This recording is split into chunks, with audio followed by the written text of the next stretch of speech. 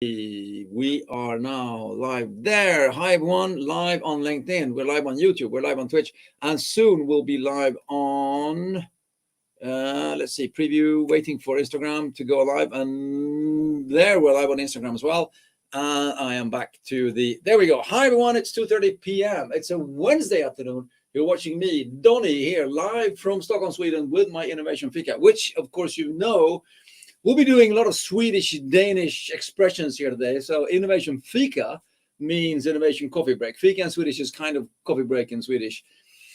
The most innovative time of day when you step away from your desk and you talk about other things than your actual job. So Fika, if you're going to do one thing in your company to increase your effectivity and innovation capacity, do Fika in your days. That's the Swedish version for you. So every Wednesday, 2:30 p.m., I do this interview with some really cool people about some really cool ideas. And today's not different. This is episode 144 of my Innovation Fika. You can find them all on YouTube, where they are all saved on my YouTube channel. So you're free to go there, of course, and have a look at that. And today is actually, not only is it the spring equinox when the actual sort of sun tilts over and gives us more light than dark in the days. It's fantastic. It's also the International Day of Happiness today. So I thought to myself, who can I have on my show who is the perfect representation of happiness? Well, one name immediately sprung to mind. It was a guy I met in Norway, actually. We shared the same TEDx stage in TEDxBergen, and we think it was 2017. And I just reached out and said, hey, do you want to be part of the show on the International Happiness Day? And of course he said, not of course he said, of course, I'm there. And, you know, that just shows you what kind of guy he is. So I'll soon invite him in from the green room where he's waiting to get on. But I will also say hi to everybody watching. Just like, oh, Yash, you're on YouTube. I can see your comment. This is fantastic. Yash has had trouble with his LinkedIn comments. Yash from India saying hello. And I will encourage you, everyone else coming online, say hi, say where you're from, get the networking going. We do the live broadcast because we want comments and we want live interaction with people. Otherwise, I would just record it, but that's not fun. So, live show with Donny and straight from Denmark, Lars AP. Right? Welcome to the studio, Lars. Thank you so much, Donny. Thank you so much. Great to be here. That's awesome. Awesome. So, where are you? Where are you now? Copenhagen? I'm in Copenhagen. I'm actually in a hotel lobby because I'm between two meetings, so I just had to dash in here into space where I could sit down with you. Yeah, well, I'm super happy that you could manage to squeeze me in between the meetings to have this. Yeah, fantastic. Now, and I'll ask you the same thing that I ask all of my guests as we're starting up the show. I'll just say, so Lars, who are you and what do you do? Can you give us like a minute of that about who Lars is and what he does? So I'm Lars. I'm a half American, half Dane, living in Copenhagen, Denmark, and I've started up a movement in Denmark which is about friendliness. So it's basically animating one of the happy people on Earth, which is the Danes, into also becoming the friendliest people on Earth. And I've been working with that since 2010. Just basically trying to mobilize people to reach out a little more and be friendly towards each other. So basically, that's who I am. Yeah, and you actually wrote a book about it that then has become, and I'll fill in there. Lars wrote a book about being very, very friendly, extreme friendliness, and that has become a national movement in Denmark. And I would say we all need that national movement in our countries today, in the world as it looks today. So we need more friendliness, we need more compassion, and that will also, of course, generate more happiness. But coming back to the friendliness approach then, I'm not going to ask, I will ask you actually, what's the secret then? What's your formula for people and a community in general to increase the friendliness? How do we do it? Okay, well, I'd say there's as many ways into it as there are people on Earth, because it depends on what kind of a person you are. But obviously, there are some basic things that are good to keep in mind. Now, you and I are both in Scandinavia, so we're among people who traditionally are socially anyway slightly closed off, can be maybe a little hard to get to know. So one very, very good thing to do, at least here in Scandinavian countries, but actually also all other places on the globe, is to just be open. And so to seek out, seek out the possibilities that you have to maybe strike up a conversation, even just say hi, even just send off a smile to a stranger. Just little things like that obviously can start the dance between people. Also, another thing that I'd say, which is often forgotten in a busy world, is playfulness. So just trying to sprinkle a little bit of a play or wonder into the way that we interact with each other. And of course, there are myriads of ways you can do this, but I mean, just trying to do that every day, it just adds a whole lot more fun to your own life. So those are two obvious ways to get started. I love that. And I think also you've just mentioned, you've actually also mentioned a couple of fundamentals, not only for happiness that we're talking about today, but you've also mentioned a couple of fundamentals for creativity and innovative organizations and innovative societies, where there's an openness, not only towards each other and sharing ideas, but there's also an openness to new ideas and a curiosity, an honest curiosity that, wow, hi, Lars, how good to meet you. I'd love to know more about you. And that openness is something that can also be the foundation. So a friendlier... Yes, Donnie, I just wanted to say, because I know you obviously are, indoor world champion in innovation. And we did we had 1,000 Danes, and we did an experiment or a research project with a sociologist from Copenhagen University, where we tried to see, well, what actually happens if we ask people to do one friendly deed a day for a week. So we had the test group, and then we had a control group. So we had 500 people who basically just did throughout the week what they would usually do. I mean, not that they were assholes. If they are normally assholes, then continue doing that. And then the other 500, this group, we asked them to do one friendly deed a day. And then the sociologists obviously know how to do research like this. So there were a ton of questions that they had the day before the research project started, and then at the end of it. And when we had, there was tons of insights into what it actually does to us when we decide to be just slightly friendlier, or just do one friendly deed a day towards other people. And in regards to innovation, we actually saw that the bubbly, inspired feeling of being creative, the friendly cohort, that rose by 22% compared to the ones who were in the test group. So, and I've actually also, I've worked quite a bit with creativity and innovation in organizations. Yeah. And I've sort of, not that I've stopped doing it, but I've realized, wait a minute, one very, very important aspect and one way to get things started is to just get people to be friendly towards each other, because the curiosity, the openness, the sharing of ideas and insights, boom, you really get a whole lot of innovation going that way. So that was quite interesting. Another little fact with that was, we asked people, there were lots of questions, but we asked people, what kind of a hair day are you having today? It turned the friendly cohort, their hair day was 18% better than the people who were not being friendly. So, I mean, your hair looks better when you're friendly. It's everything, yeah, but I know it solves everything. I know it solves everything, but I love this because now we can say, based on research, that happy, friendly people are more creative than assholes. Exactly, and have better hair. So, I mean, why wouldn't you want to be? Yeah. Yes, and then it's fantastic. I love it.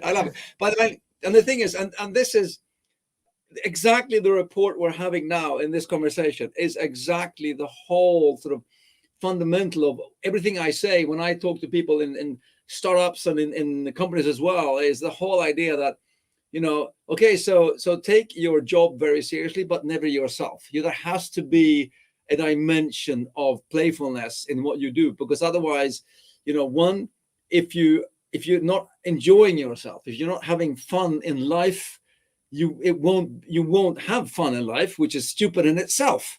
I mean, life is hard enough as it is without trying to ruin it even more.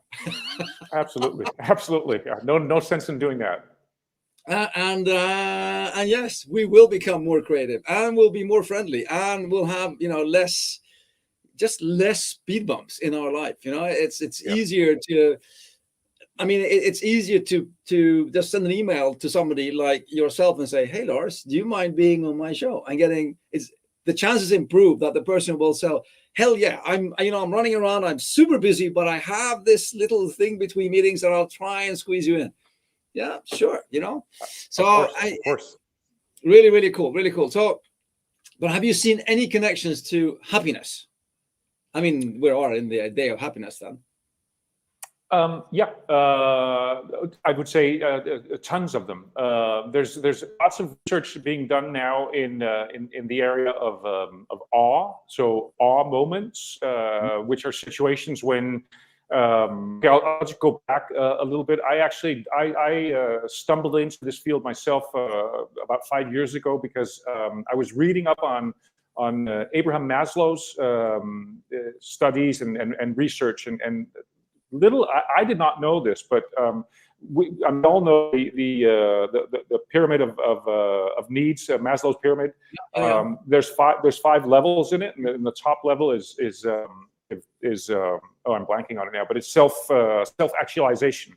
Yes. You and I, and probably many, I would say most of the people who are part of this innovation Fika are probably pretty happily, going about self-actualizing. So we're very lucky people, and probably also relatively happy people doing this. But what Maslow did the last 2 years of Maslow's life, he was full time on. He was given a 4-year grant, and he was studying full time on a 6th level. And I didn't know anything about this. He died he died in 1970 from a heart attack, relatively suddenly. So none of the research that I mean, he didn't publish any books or anything. It was all in notes and in lectures that this was given. The 6th level that he was talking about, or that he was researching, as he said, this is where. I mean, this is where the magic happens. This shit. He didn't say that, but that's basically what's stated throughout his notes. And what he called the 6th level is self-transcendence. And when in trying to explain what it is, he said that's it's little glimpses or little moments where we feel an uncommon sense of connection with the world around you. So you really connect, and these are moments that fill you with awe, that fill you with basically the utmost meaning in life, and also the utmost happiness in life. And explaining what these moments look like. Obviously, I think we can all relate. Well, if you're enjoying a view of the Grand Canyon, you're a sweeping view like that, you're going to be awed by this view. But as Maslow said. But it's actually also, it can be in your backyard. You're tending your tomato plant in your backyard, or you might even just be, patting your dog and feeling a connection. And these can also be awe-inspiring moments. And actually, it can just be talking to, a stranger that you don't know, but then having this sense of connection with us that you wouldn't normally know. So it can actually be very mundane, everyday situations. And what I realized as I was reading through this, wait a minute. In our movement in effing Flink, we've been collecting situations. We've been asking Danes to send in, if you experience anything friendly, send it in, and we've actually amassed more than 13,000 stories of friendliness moments, I guess you could say. And it dawned upon me that, well, wait a minute, these are everyday awe moments. These are everyday self-transcendent moments where you just as if in a little, just a little glimpse of magic, you feel connected to maybe someone that you didn't even know before. You just met in the street, and then you pass each other, and that's it. So what we actually did is we dove into these stories that this relatively big data set that we had at hand, and tried to see, so what do they look like? My latest book is this is Danish. This word does not exist in Danish, but I sort of made it up, and that's a bad idea for a book title, by the way, because no one knows the word or can spell it. So don't do that. But anyway, in this book, I try to detail when and how is it these situations come about, and I'd say those are for sure portals to happiness. I mean, there's no doubt about it. What we are a herd animal, humans are a herd animal. What we need to feel as part of the herd. And how do we do that? Well, we do that by solidifying the connection between each other, by giving each other the feeling of being socially integrated. It's the most important thing for us as humans.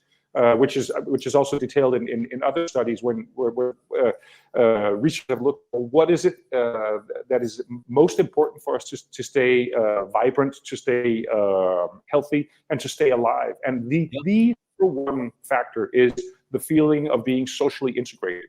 And that's not. And number two is close relationships. I think we all know that that's important. But above that is the feeling of being socially integrated. And that's, Donnie, that's you smiling at me, or that's you when you go down to buy a roll of Mentos in the kiosk, that you just say hi to the guy standing on the other side of the counter, because you make this other piece, you make the other person feel socially integrated in the situation. And the magical thing is you make yourself feel, so you solidify each other's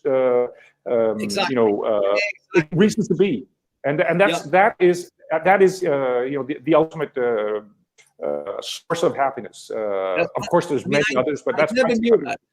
I never knew that about Maslow. I haven't heard that before. And thank you, Anne, for adding the magic moments here from Anne as well. Thank you for commenting, Anne. Wonderful. We agree 100%. Anne is a wonderful. Anne is a magic woman. I can tell. She's amazing. We just did we had a campfire session actually in Anne's apartment in Copenhagen. So Anne, it's great to see you. Wonderful that you're here. Cool. Well, everybody else, comment, say hi. Just join the fun. Just say hi, and it's happy to have you online. No, and I can invite Anne to the next session. I mean, I had a session a couple of weeks ago with Eric Olson, and it was based on sort of starting off with sort of how to take the step into change. It was like everything from physical training to everything like that. But it ended off in a conversation about showing gratitude and being happy and just enjoying the fact that, that if you've been like training, and then we talked about, when I can get feelings when I sit on my bicycle and I'm biking to work, I can I'll be happy because I can feel, everything's working. This is fantastic. I can bike to work. I'm so grateful that I can jump on a bicycle and I can bike to work. And I feel like, I feel strong and it's fun and I'm enjoying it. I mean, I loved riding my bike when I was a 5-year-old kid, and I still love riding my bike when I'm a 55-year-old kid. So, but just allowing yourself to feel the joy and the gratitude and being grateful for, you said mundane things, but I think one of the big problems in our unhappy world is that people they don't feel the gratitude for the small things in life, right? Because we've been chasing kicks, and we have to add on more things all the time, and we'll never reach them, of course, especially not if we look at magazines and online and Instagram accounts, because they tell us what we aren't good enough to be, the whole thing. But just enjoying meeting you. I mean, this makes me so happy to meet you again. You have no idea. I mean, likewise. I mean, I loved meeting you in Bergen. We hit it off everything like that. And then I love it. And I think that's so important.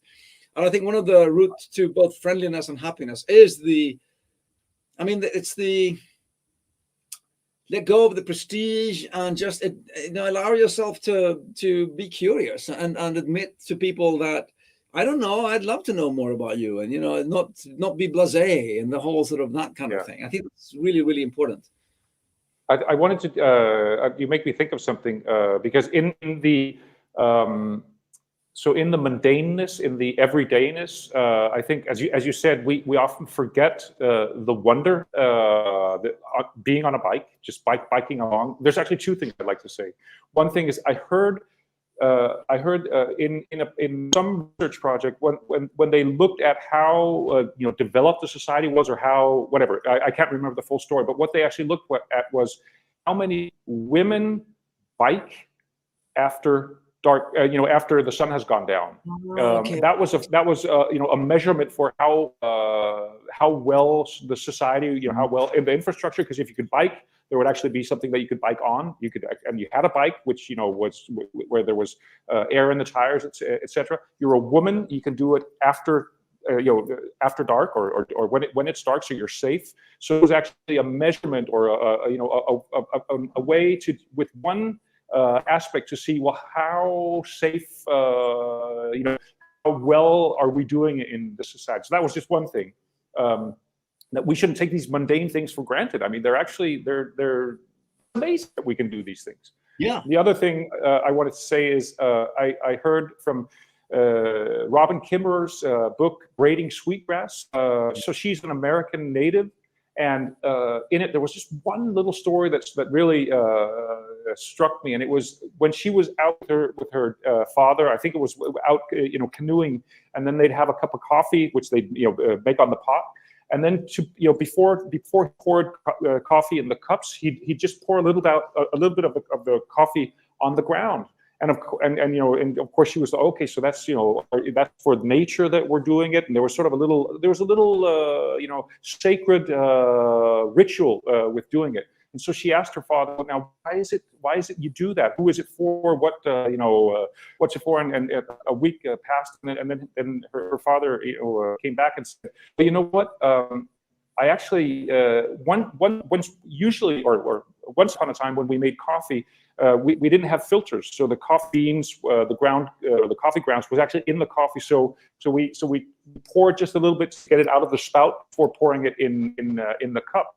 And so what she realized was that, well, wait a minute. Okay, so there was nothing sacred about this. It was actually just a practical thing that they had done, but they had turned it, or his father and his parents perhaps had turned it into sort of a ritual, a sacred ritual. And I think that is a wonderful reminder for all of us that we have so many things in our everyday, again, mundane life, but we maybe should ritualize some of them. Maybe we should consider them more just something mundane, or just cherish the wonder. And so, like when you get on your bike, maybe you should do not that you should do this before you get on your bike. Just I'm so lucky that I can get on my bike and I can bike to work. So have some kind of an appreciation or gratitude, as you say, practice with it could be a great reminder. Anyway, those were just two things you just reminded me.